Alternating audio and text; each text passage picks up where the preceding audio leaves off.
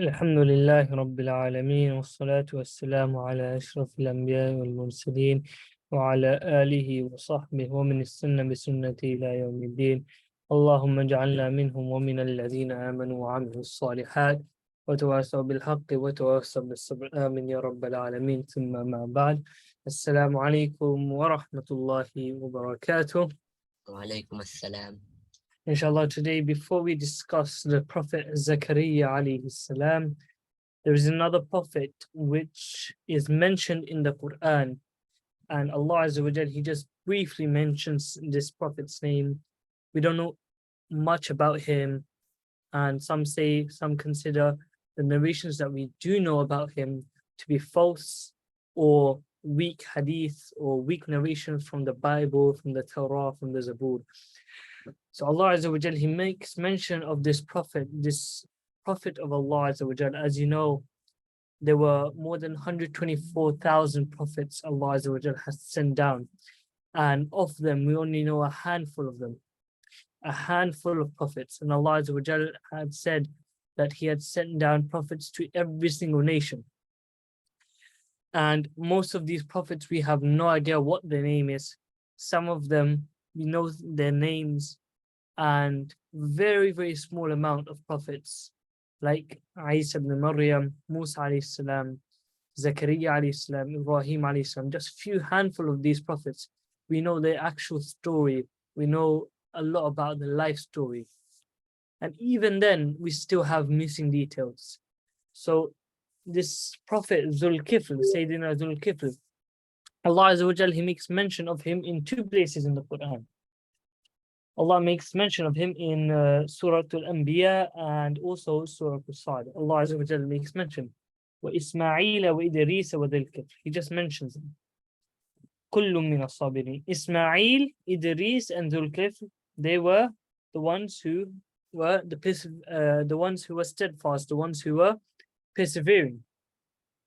وَدَخَلْنَاهُمْ فِي رَحْمَتِنَا إِنَّهُمْ مِنَ الصَّابِرِينَ. And that they had been admitted to the mercy of Allah Azza wa Jal, and they were righteous people. And then Allah makes mention in Surah Sad, وَذْكُرْ إِسْمَاعِيلَ وَالْيَسَعَ وَذَا-الْكِفْلِ. And Ismail, Al-Yasa, and we have discussed Al-Yasa, and Dhul-Kifl. They were all كُلُّ مِنَ الْآخَرِينَ. That they were all excellent. They were all role models. So this is the only mention in the Quran about this Prophet Dhul-Kifl. So Dhul-Kifl, there are many different narrations. Some say that he came right after Ayyub alayhi salam, or maybe also after Yaqub alayhi salam. Some say that after Yaqub, obviously Banu Israel, and he was one of those Banu Israel. So i.e. before Musa alayhi salam, he was there. The majority opinion is that he had come after Musa alayhi salam, and after Musa is obviously Al-Yasa. After Musa, it was the boy who Yusha ibn Nun.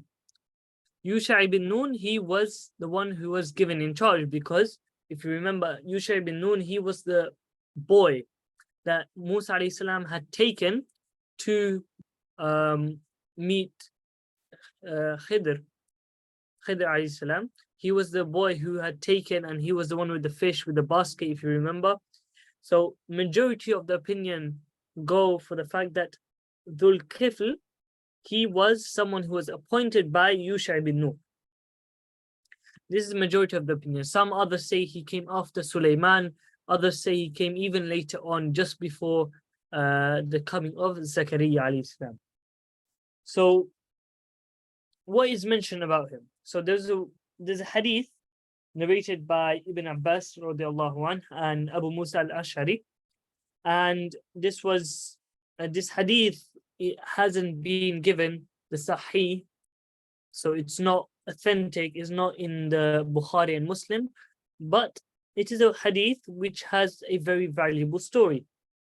And this hadith, it makes mention of a very interesting event that had happened during the time of Yusha ibn Nuh and Dhul-Kifl. So it's like a period of time that this hadith covers. So the Prophet at that time, the hadith starts off by mentioning that the Prophet at that time was Sayyidina Yusha ibn Nuh. He was obviously appointed by Musa alayhi salam, and he was obviously now getting old. He's lived for a long time. Now Musa alayhi salam has passed away. Now he's the leader. He's about to pass away as well. He's very old. So he said, I need a leader. I wish somebody could take my position in my lifetime so that I can be satisfied that after I have passed away, that my successor is there. There is a successor to me who can take over my role and lead the Banu Israel. Now, Banu Israel, Allah Azza wa Jal has given them many prophets. Possibly, this is obviously we don't know how many prophets they were given, but it's theorized that they were probably given the most amount of prophets. Allah Azza wa Jal kept on giving them because of the dua of the messengers. So obviously Banu Israel is the sons of Yaqub alayhi salam. So that's Banu Israel because of the fact that Yusuf alayhi salam is amongst them, because Yaqub alayhi salam is there. Allah had given them so much, and obviously the dua of Ibrahim alayhi salam. So Yusha ibn Nun, he's obviously the leader, so he called up everyone for a meeting, and he said the meeting contained the ones who were like at the top, so the leaders. Obviously, if you're going to choose a leader from amongst the crowd, as in, let's say you're going to choose a leader amongst the country, first, you're not going to call everyone in the whole country, because that would just mean that some people have qualities of being a leader, some others don't. So what he called the people who are already in charge. He's obviously right at the top. Yusha ibn Nun, he's right at the top. So the people who were like sub-commanders, if you can say, sub-commanders or sub-leaders, like leaders of their own tribe, he called them together. Obviously, the leader has to be someone who has experience in leading. So he said to them, I want someone to take over a leader or a successor or caliphate. As we would understand it, it would be like a caliphate. So someone would be nominated, and he shall do 3 things. He has to be able to do all 3 things. He shall observe the fast during the day, so he will fast. And he shall spend the night worshipping Allah Azza wa Jal and remembering Allah Azza wa Jal. And the third one, that he will never ever be angry with anybody over anything. So he will not get angry. And these 3 conditions, they're obviously very hard conditions. And you have to be able to check every single one. So obviously there's a crowd. There's obviously all the leaders there. And someone put their hand up. And he said, I am prepared to take this role of yours, to Yusha ibn Nun. And Yusha ibn Nun, he didn't say, yes, you get the job. What he did is repeated the same 3 commandments, the same 3 conditions, the same 3 points again. You shall fast during the day, you shall pray during the night, and you should remember Allah during the night, and you should also never get angry with anybody. And he asked him, will you be able to abide by these conditions? The man said, I will definitely be able to abide these conditions. I will definitely be able to meet all these conditions. And then he was like, okay. He dismissed the meeting. The next day, he called another meeting with the same people. And again, the next day, he asked the same question. Who would like to be? I want someone to take over my position who can do these 3 things. And again, no one stood up. So the day before, no one stood up except for that one man. And the next day, no one stood up except for him again. And he said that I will be able to abide by these conditions that you have set out. And So Yusha ibn Nun, he said, okay, from now on, you shall be the leader. You should take over my role. While I'm alive, I give you permission to take over my role. So he stood up and he was given the declaration was given that this man, he is now going to be your leader. He's going to be your Khalif. And Iblis, on the other hand, he couldn't take this. He thought that he had a chance now that Yusha ibn Nun is getting old. If he dies, he can divert Bani Israel again back to Jahiliyyah, back to ignorance. So what did Iblis do? Iblis, he himself, and you can see the desperation Iblis had. He himself, he was going to do something. Normally, Iblis doesn't do things himself. He gets his minions to do it, or he gets people, his jinns, or whoever is the people who are with him. He normally gets them to do it. But this specific task, Iblis himself was going to do it. So now Yusha ibn Nun had given the role to Dhul-Kifl, and out of the 24 hours that Dhul-Kifl was given, he was given a routine of how to do everything.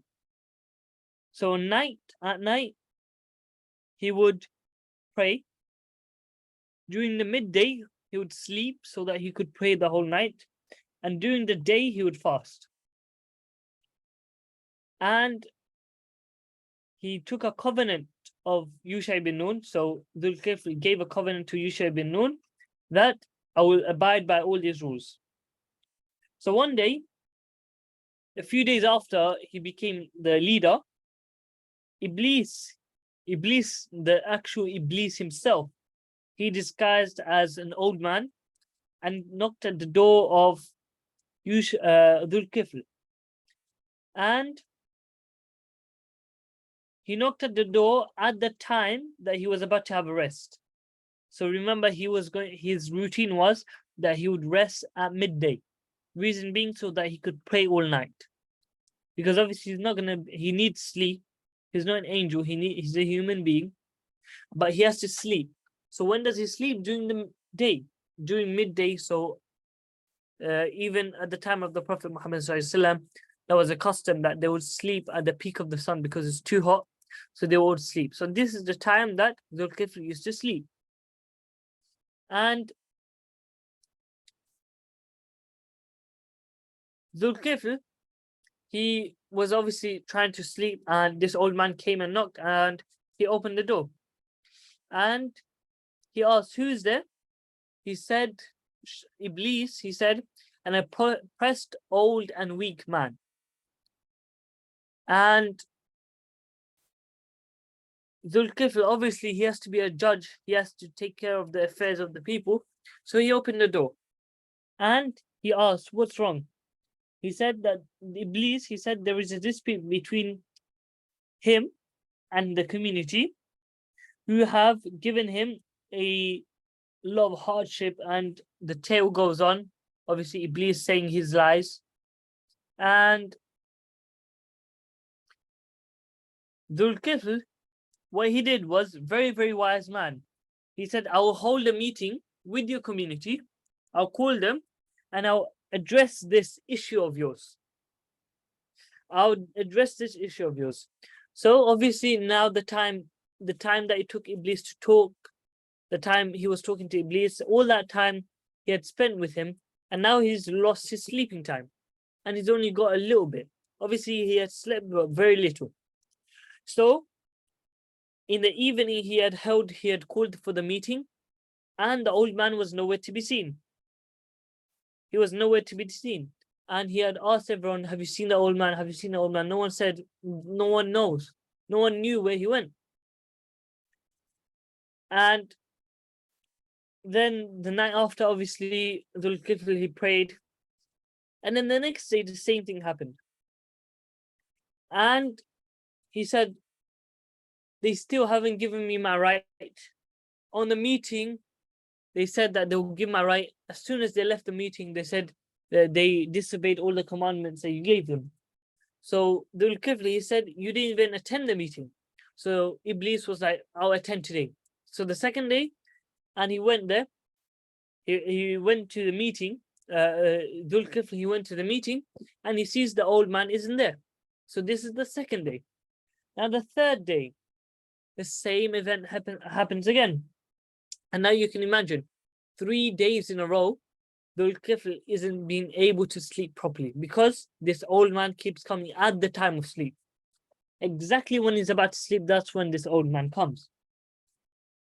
So on the third day, he had told obviously he was the leader, so he had like bodyguards at the front, and in his chamber was a very sacred chamber, so you could only enter if you had a valid reason. So he had specifically told the bodyguards not to let anyone in. On the third day, he had specifically told everyone, the bodyguards, not to let anyone in whatsoever. Iblis somehow managed to go around the bodyguards, as in persuade them that he was here for the meeting and he had scheduled it, and obviously Iblis made his lies. And the gatekeeper let him in, let Iblis in, and then he made his way into the chamber. And now he knocked on the chamber, and obviously Dhul-Kifl was now trying to sleep. And he didn't expect him because he specifically told the bodyguards not to open the door. So Dhul-Kifl, he woke up and he opened the door. And he looked at the old man and said, "Are you not Iblis?" He asked him straight up. And the old man said, "Yes, I am Iblis. You have been tired, and I've tried to tire you as much as possible, i.e., I come at that time so that you become tired. And when people become tired and they don't have enough sleep, they lose the sense of maintaining their balance." And Iblis said, "I had tried to trick you to get angry by not letting you sleep at the time of sleep. I've come here to try and deviate you so that you do not take charge. Because if you take charge, I'm going to have to wait even longer for me to deviate Banu Israel back to the Jahiliyyah again." And he said that you have fulfilled your covenant with Yusha ibn Nun, the Prophet Yusha ibn Nun, and I have failed, i.e., Iblis has failed. Iblis himself, he said, "I have failed to make you angry." Now this shows the sabr that these prophets of Allah Azza wa Jal had. So Dhul-Kifl, this is the only story, and obviously this story is not authentic story, but it's a story that we can take and we can learn many, many lessons from. And we don't know much about Dhul-Kifl. We know that he was part of the Banu Israel, but at what time or what period, we have no idea. And this is obviously from a very weak hadith, but we can derive lessons from it.